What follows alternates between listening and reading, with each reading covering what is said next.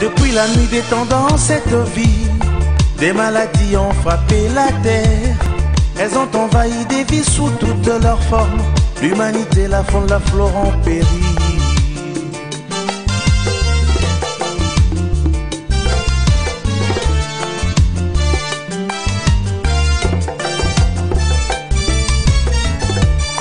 De nos jours, le cycle est continu. Ba maladie ndengue na ndengue ekobima. Ba chercheur ba kolonga. Bonjour et bienvenue à tous, c'est votre magazine Santé et Bien-être. Nous sommes là pour votre mieux-être et nous sommes plus focalisés sur les préventions des maladies. Aujourd'hui, nous allons vous parler d'un sujet très important qui concerne la prise en charge globale des personnes âgées. Et nous recevons sur ces plateaux le docteur Makiona. Il va vous dire qui il est, qu'est-ce qu'il fait, c'est quoi sa spécialité. Et puis là, nous allons développer notre sujet. Bonjour docteur. Bonjour madame. Voilà docteur, vous allez vous présenter à toutes ces personnes qui nous suivent pour savoir qui vous êtes, quelle est votre spécialité. Et ma première question est de savoir quelle est la partie de la médecine qui s'occupe des personnes âgées. Je m'appelle Makiona Ruffin, je suis médecin et je suis spécialiste en gériatrie. Et la gériatrie, c'est justement la partie de la médecine qui s'occupe de soins préventifs et prophylactiques et curatifs de personnes âgées. Et j'ai vu que vous avez parlé de la prise en charge globale.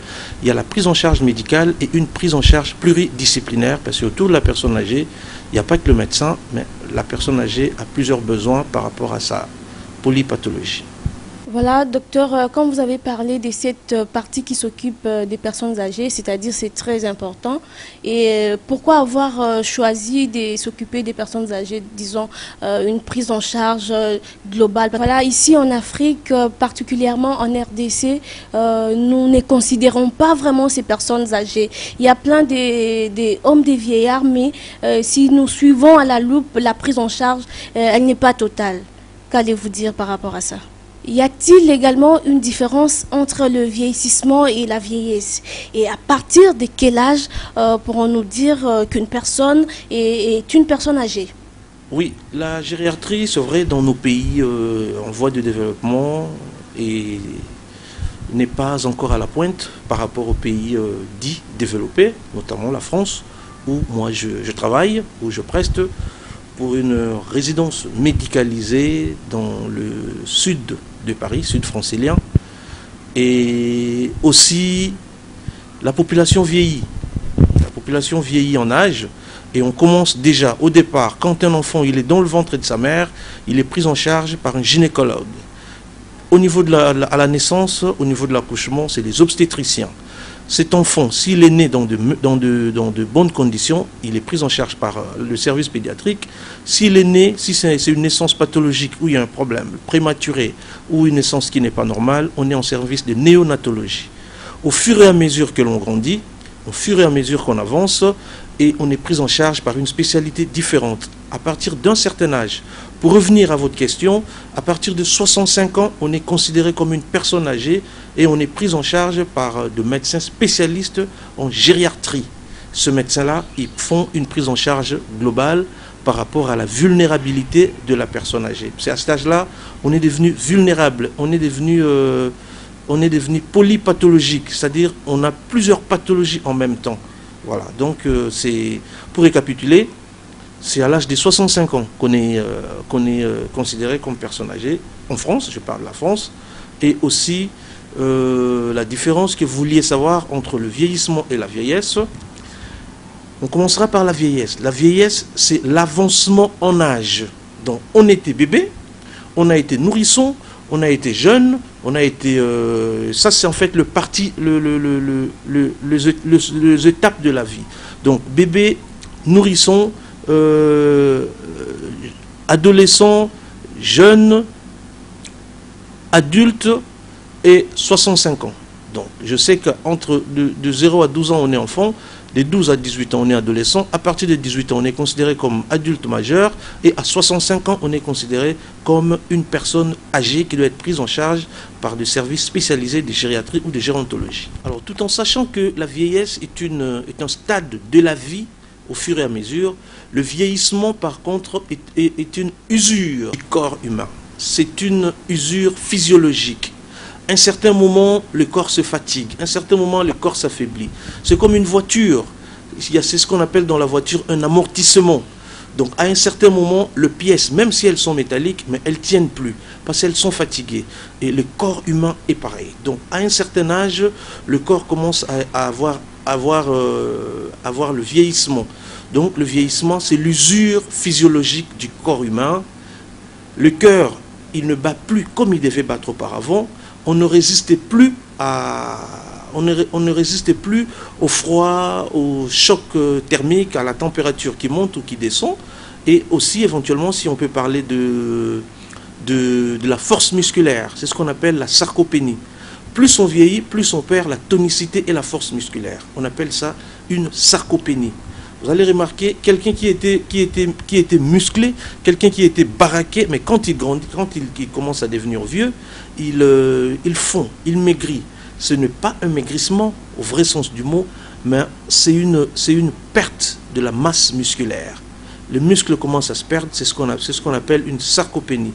C'est pour cette raison-là que les personnes âgées, ils sont sujets à des chutes. Ils tombent pour un oui, pour un non. Ils ne trébuchent pas sur un truc, mais ils tombent.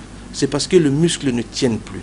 Il y a aussi par rapport à cette sarcopénie, il y a ce qu'on appelle chez les femmes un prolapsus.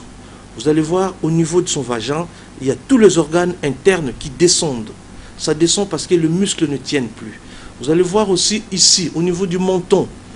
Quand la personne devient âgée, le menton commence à descendre un tout petit peu. Donc ça descend, pas parce que l'âge avance, oui bien sûr on dira ça, mais ça descend plus parce que les muscles qui tenaient ne tiennent plus. Donc on va dire que les personnes âgées, pour récapituler, les personnes âgées, elles sont vulnérables par rapport à l'avancement en âge et par rapport aussi à la perte de la tonicité et de la masse de leurs muscles. Voilà, je suis certain que vous avez eu des réponses venant du docteur concernant la prise en charge des personnes âgées. Parce qu'ici à Kinshasa, vous le savez, on a ces personnes âgées, on a nos grands-mères, nos grands-pères. Mais comment est-ce que vous traitez ces personnes dans vos maisons? Posez-vous des questions. Hein? Comment est-ce que vous traitez ces personnes chez vous à la maison? Raison pour laquelle l'OMS également a décrété une journée par rapport à ces personnes âgées. Une journée l'on célèbre chaque 15 juin. Et docteur Makioda, nous allons revenir par rapport à la journée, l'importance de la journée. Pourquoi avoir choisi une journée seulement pour parler de la maltraitance des personnes âgées? Et puis, vous allez nous donner les pathologies auxquelles sont confrontées ces personnes âgées. Et par rapport à ça, nous allons aussi glisser un tout petit peu pour nous expliquer les syndromes des fragilités. Oui, effectivement, l'Organisation mondiale de la santé a décrété une journée mondiale de lutte contre la maltraitance vis-à-vis de personnes âgées. C'est pas pour rien, c'est parce que effectivement il y a eu la maltraitance. La maltraitance ne signifie pas seulement frapper, ne signifie pas seulement insulter, mais la maltraitance c'est un ensemble d'actes qu'on pose vis-à-vis de personnes âgées. Et ces actes, ils ont été négatifs.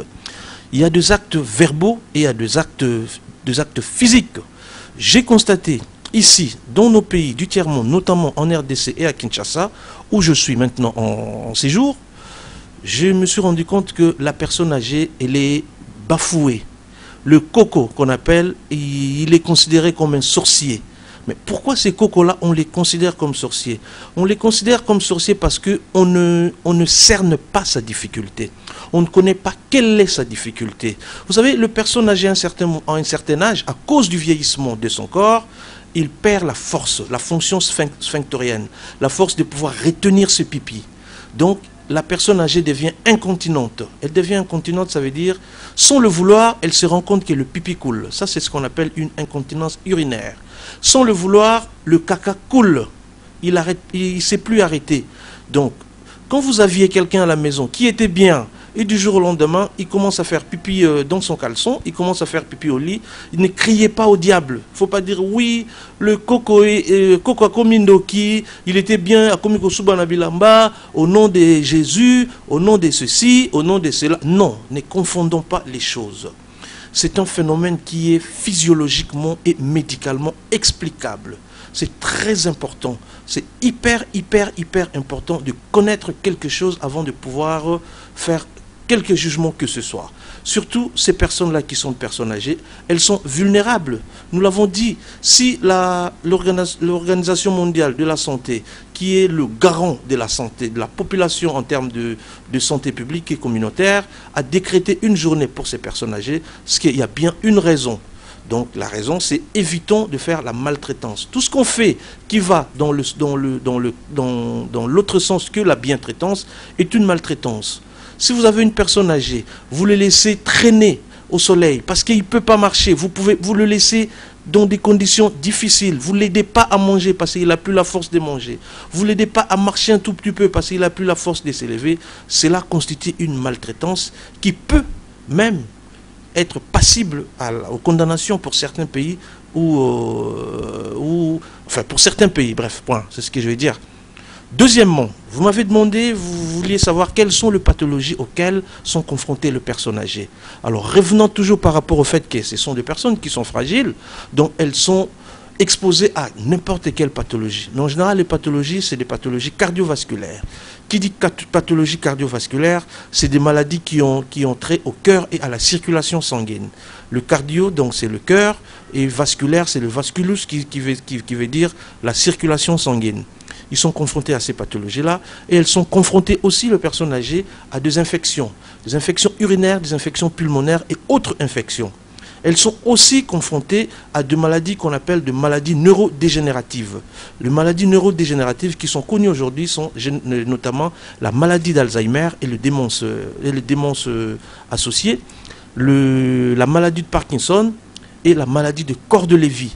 C'est des maladies qui ne sont pas connues ici, mais c'est des maladies qui sont liées à des troubles cognitifs, justement, qui nous font dévier vers le côté spirituel. On dit elle est sorcière ou il est sorcier, parce que les troubles cognitifs, c'est des troubles mentaux.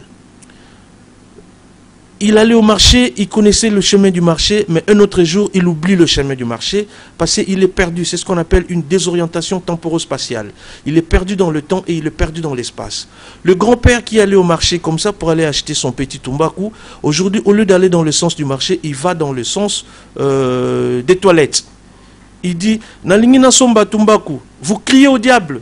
Koka Komindoki, parce qu'il y a eu la veillée de prière la veille, parce qu'il y a eu ceci, parce qu'il y a eu cela. Donc nous devons comprendre. Je préfère regarder la caméra pour m'adresser aux téléspectateurs et à tous ceux qui nous suivent. Messieurs, mesdames, mesdemoiselles, vous devez savoir que les personnes âgées sont des personnes qui sont très vulnérables. À cause du vieillissement de leur corps, à cause de la vieillesse due à leur âge, elles sont devenues vulnérables, notamment par des troubles cognitifs qui sont dus à des maladies neurodégénératives. Les maladies neurodégénératives sont des maladies qui font perdre le neurone au fur et à mesure. Au fur et à mesure, quelqu'un qui était droit, quelqu'un qui connaissait, quelqu'un qui était orienté, il commence à être désorienté. Il commence à perdre son côté cognitif. Il confond le nom. Il devient démon. Voilà, le terme, c'est la démence. Il devient démon, comme on dit dans la lingala, et comme il a azui liboma, comme il a azoué balisusu makambote. Donc il est perdu. Donc c'est à nous de l'aider, parce que la prise en charge médicale n'est pas assurée ici. Depuis la nuit des temps dans cette vie, des maladies ont frappé la terre. Elles ont envahi des vies sous toutes leurs formes. L'humanité, la faune, la flore.